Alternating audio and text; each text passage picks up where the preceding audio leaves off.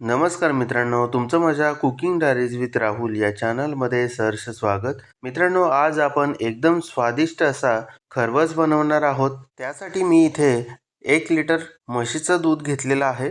शक्यतो म्हशीचंच दूध घ्यावं, कारण हे घट्ट असतं आणि यापासून खरवस खूप छान बनतो. तर इथे मी सर्वात आधी हे जे 1 लिटर दूध आहे ते काढून घेतो एका पातेल्यामध्ये. आता एकदा दूध घेतल्यानंतर इथे माझ्याजवळ खरवसाचं दूध आहे किंवा चीक म्हणू शकता.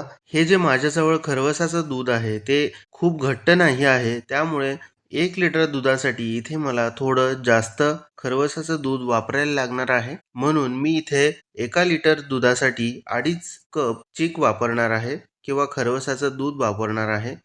तर सर्वात आधी आपण हे 2.5 कप दुधामध्ये घालूयात. आता इथे मी मिक्सरचं मोठं भांडं घेतलेलं आहे. त्यामध्ये 1 वाटी साखर घालूयात आणि या साखरेची मिक्सरला वाटून पिठी साखर बनवून घेऊयात. आता 1 लिटरसाठी मी इथे 1 वाटी साखर घेतलेली आहे.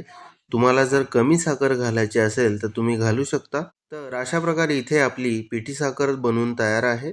आता आपण खरवसाचा चीक मिक्स केलेलं दूध घेऊयात आणि यामध्ये सर्व पेटी साखर घालूयात. पेटी साखर घालून झाल्यानंतर कमीत कमी 3 ते 4 मिनिट एका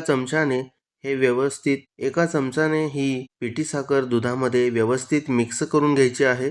जे खरवसाचं दूध घातलेलं आहे ते सुद्धा इथे व्यवस्थित मिक्स होणार आहे. जर तुमच्याजवळ एकदम घट्ट असा खरवसाचा चीक असेल तर 1 लिटरसाठी 1 कप पुरेसा होईल. आता नेमकं 1 लिटर दुधासाठी किती खरवस घालायचा याचा अचूक अंदाज येण्यासाठी काय करायचं, थोड्याशा दुधाचं किंवा अर्ध्या लिटर दुधाचाच खरवस बनवून पाहायचा. जर तो घट्ट झाला तर त्या प्रमाणामध्ये तुम्ही दुसऱ्या वेळी 1 लिटर किंवा त्यापेक्षा जास्त दुधाचा खरवस बनवू शकता. तर आता इथे आपली पिठी साखर व्यवस्थित मिक्स करून झालेली आहे. आता आपण या दुधामध्ये थोडीशी वेलची पूड घालूयात. तसेच इथे मी थोडीशी सुंठ सुद्धा खिसून घेतलेली आहे, ती घालूयात. सुंठ घातल्याने खरवसाची चव आणखीनच वाढते. आता ही वेलची पूड आणि सुंठ या दुधामध्ये व्यवस्थित मिक्स करून घेऊया. 1 ते 2 मिनिट व्यवस्थित मिक्स करून झाल्यानंतर हे आपलं खरवसाचं दूध शिजवण्यासाठी तयार आहे. आता दूध शिजवण्यासाठी गॅसवरती मी मोठ्या आकाराचं स्टीलचं पातेलं ठेवले आहे. त्यामध्ये थोडंसं पाणी घालून स्टँडसुद्धा ठेवलेलं आहे. आता स्टँड बुडेल इतकं पाणी आपल्याला या पातेल्यामध्ये घालायचं आहे आणि गॅस ऑन करायचा आहे. आता आपण दुधाचं पातेलं अलगद स्टँडवरती ठेवूयात. व्यवस्थित मधोमध स्टँडवरती ठेवायचं आहे. व्यवस्थित ठेवलं आहे का नाही याची खात्री झाल्यानंतर या दुधाच्या पातेल्यावरती झाकण ठेवायचं आहे. तसेच जे बाहेरचं पातेलं आहे त्यावरती सुद्धा मोठ्या आकाराचं झाकण ठेवायचं आहे. आता गॅसची फ्लेम हाय ठेवून कमीत कमी 20 ते 25 मिनिटांसाठी हे खरवसाचं दूध शिजवून घ्यायचं आहे. जर आपण गॅसची फ्लेम लो ठेवली तर जास्त वेळ लागण्याची शक्यता आहे. 20 ते 25 मिनिट झाल्यानंतर आता गॅसची फ्लेम बंद करायची आहे आणि झाकण न उघडता हे पातेलं कोमट होऊ द्यायचं आहे.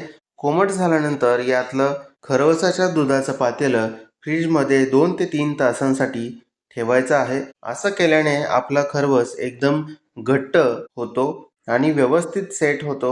आता फ्रीजमध्ये 2 ते 3 तास ठेवल्यानंतर तुम्ही इथे खरवस पाहू शकता, व्यवस्थित सेट झालेला आहे.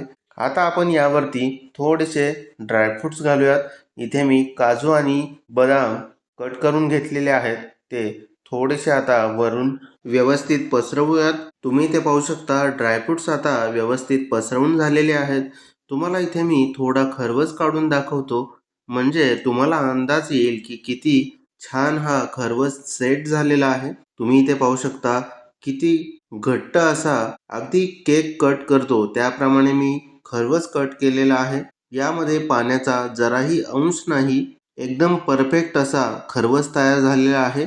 आता आपण बाउलमध्ये सर्व करूयात. तुम्ही खरवसाचं पातेलं सुद्धा चेक करू शकता. अगदी बुडापर्यंत कुठेही पाण्याचा अंश दिसत नाही.